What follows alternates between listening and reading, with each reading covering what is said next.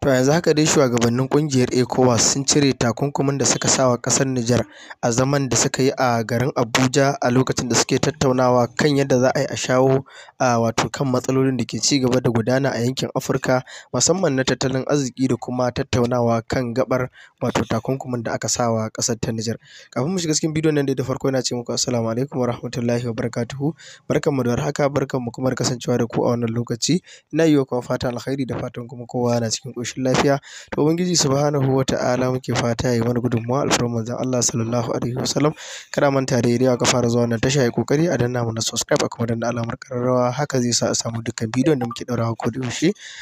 To hakika babu shakka kamar yadda na ce shugabannin ƙungiyar ECOWAS sun cire wa ƙasar Nijar takunkumi, wadda kamar yanzu haka in aka lura sosai